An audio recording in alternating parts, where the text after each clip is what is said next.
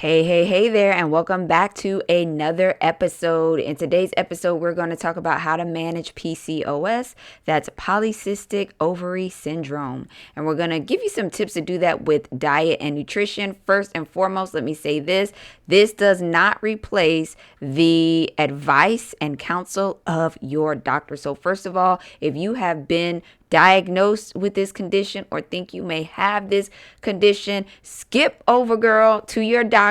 Have him or her give you a good once over, figure out what's going on, follow their advice. And then in addition to that, these are some diet and lifestyle tips that can really hopefully help you to manage the condition.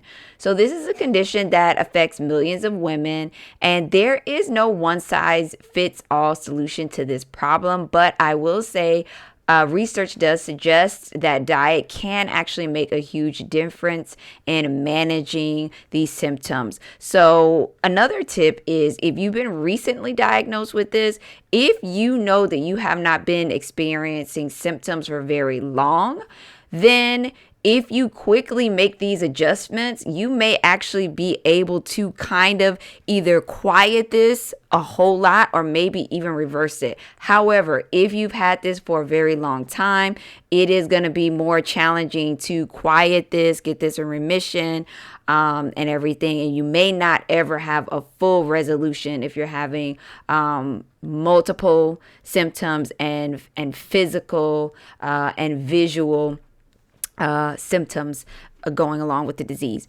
So first things first, let's make sure we got a really good understanding of what PCOS is. And of course, it is a hormonal disorder. It leads to irregular periods, excessive hair growth, acne, difficulty with weight management, and it can also affect fertility. So while there isn't a cure for PCOS, again, the good news is that diet and lifestyle changes can help manage the symptoms and improve your quality of life. Many women who have had PCOS, who have really worked hard, maybe they've lost some weight, did some lifestyle changes, they no longer have dairy products, all these things, they have been able to really still go on and conceive and everything, and have full pregnancies and all of that. So don't feel like this is just, your life is over if you have this. There's a lot that can be done. So let's talk about the diet. The foods we eat play a significant role in managing PCOS, particularly because this condition is often linked to insulin resistance. What does insulin resistance mean? That means your body has trouble using insulin effectively, which can lead to higher levels of insulin in the blood, which can cause weight gain and increase risk of developing type 2 diabetes. So if you have PCOS, sometimes it works like this. You'll get PCOS first, and then you'll go on to develop diabetes. I'm sorry to interrupt, but it's important. Welcome to Work It Lady Podcast, where it's time to put in the work regarding educating yourself on all areas of your health and well-being. At Work It Lady Podcast, we are dedicated to empowering women to take control of their health and mental well-being. Our mission is to provide women with the knowledge, inspiration, and tools needed to transform their lives, from improving nutrition and fitness, navigating womanhood, and if you're a mom, excelling at motherhood. Step 1, like this episode. Step 2, share it with someone you love, and even the haters, they need help too. Step 3, subscribe on podcasts, subscribe on YouTube, join our mailing list to stay in the loop on classes and events. I am so happy you made it here, girl. Thank you. Sometimes it's the other way, but more often than not, the PCOS is kind of the precursor to, or the opportunity for even a wake-up call before you get the type 2 diabetes. So if you have this, you're going to want to go ahead and quickly try to reduce your weight, especially if you are overweight, or if you're very much overweight. It's going to help with this a lot, because the goal is you want to head off that diabetes. You do not want to get to that state. So one of the most important things you can do is focus on the foods that help manage insulin levels and improve insulin sensitivity. So that's kind of like the root cause. That would be you getting to what the real problem is. And the real problem with PCOS is insulin sensitivity. Okay. So what you're going to do is Change your diet to be a diet high in fiber rich foods like your leafy greens, your whole grains, your legumes, your veggies, even some fruits can really be good. Sweet potatoes are great for folks who have insulin resistance. Okay, all these things can slow down the absorption of sugar and help regulate your blood sugar levels. So let's talk about some studies real quick. So a study published in the Journal of Clinical Endocrinology and Metabolism found that women with PCOS who have followed a high fiber diet had improved insulin sensitivity and better weight management. So the reason for that is that the fiber is going to help to slow the body's insulin levels, reducing the risk of complications like the type 2 diabetes, and then it's going to overall improve your hormonal balance. Okay. So let's talk about the importance of balanced meals. Protein is another key component. So a lot of folks who have PCOS, if they're overweight, they feel like they don't need protein. That is not true. Including lean proteins in your meals like chicken, fish, turkey, or even plant-based options. I would stay clear of the tofu for the plant-based options and anything that's in that kind of edamame, soy category, because that is going to raise your estrogen levels, which is what you don't want, girl, if you have PCOS, okay? So all of those things, though, the proteins and those even like the chicken, fish, the animal proteins even will still help stabilize your blood sugar levels and present insulin spikes.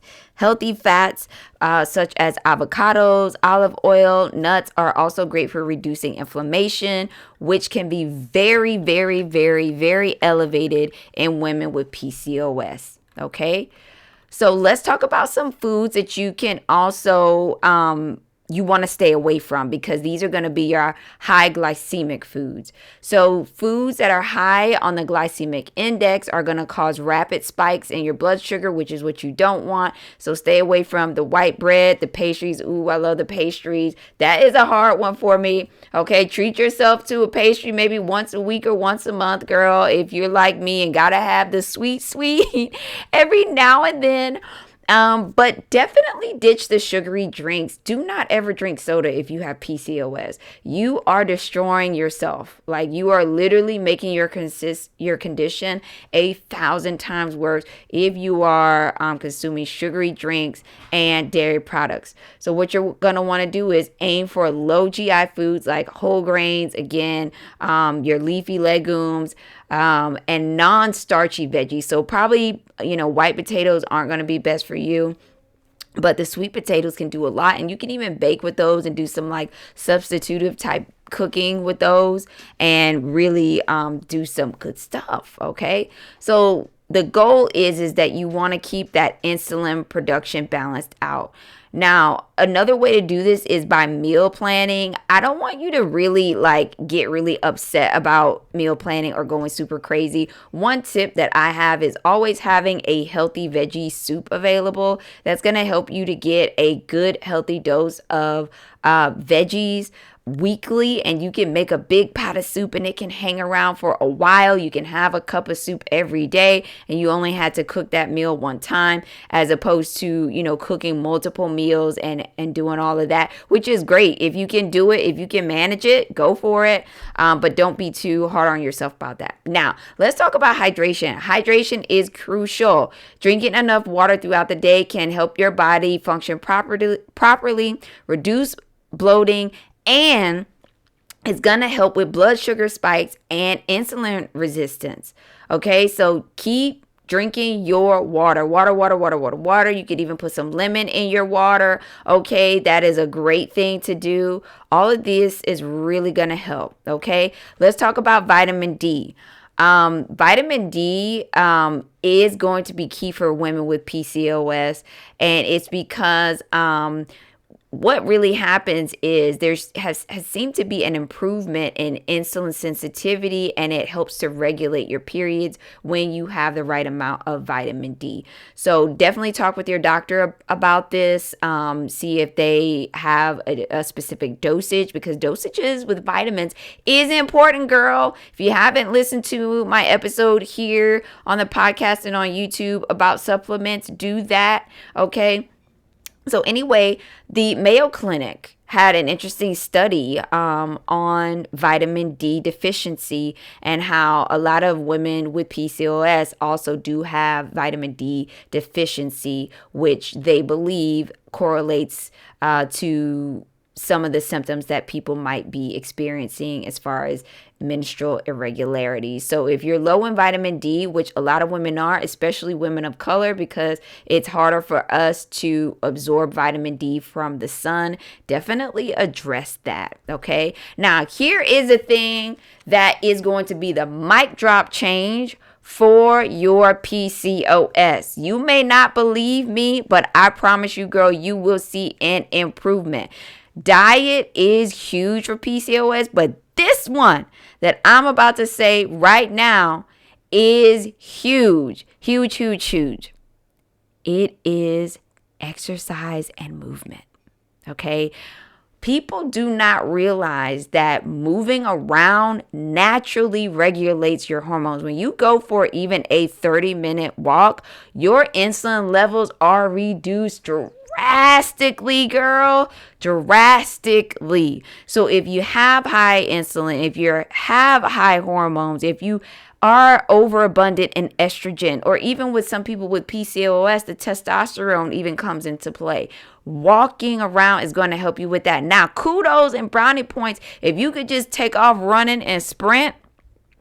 Girl, the very next day, you are going to be feeling better because your hormones are going to be balanced and toned down.